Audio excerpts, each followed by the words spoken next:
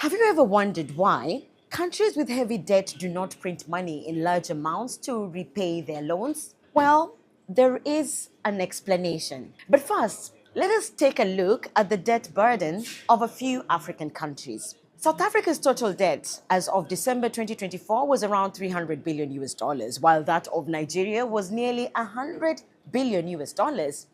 Kenya's debt was around $80 billion, while that of Ghana was around $50 billion. Zambia's debt was $24 billion, while Uganda owed its creditors $26 billion.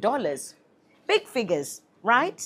Well, those countries and many more cannot just print extra money overnight to offset their debts.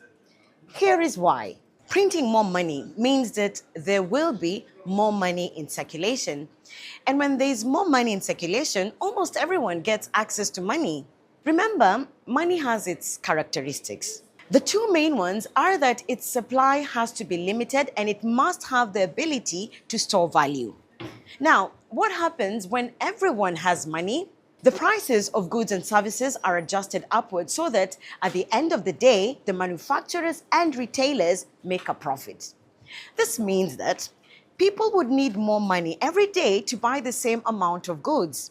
In mid-2000s, Zimbabwe printed more money, the Zimbabwean dollar, with the hope of resolving its economic challenges. At the time, Zimbabwe had been sanctioned by the United States, while the country's tax base had shrunk and the collected revenue could not support expenditure and loan obligations.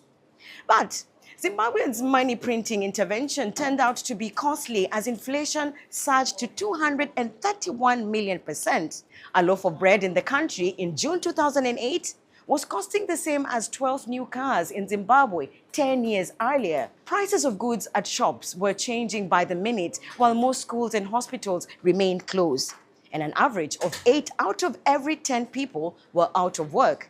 Savings had been eroded. The government's intervention to print 100 trillion Zimbabwean dollar notes did not improve the situation. Given the Zimbabwean dollar's significant loss of value, the government of then President Robert Mugabe officially abandoned the currency in early 2009.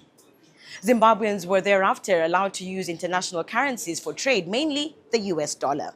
The South African rand was also used for transactions, and it also served as Zimbabwe's reference currency, meaning it was a benchmark for pricing other currencies. Today, Zimbabwe has managed to stabilize its economy, and it has a new currency called the Zimbabwe Gold, shortened as ZiG. In 2019, the inflation of Latin American nation Venezuela reached 300,000%.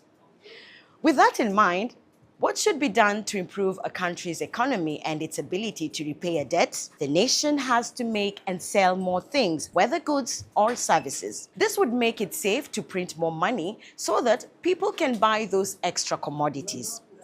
If a country prints extra money without making more things, then prices naturally skyrocket.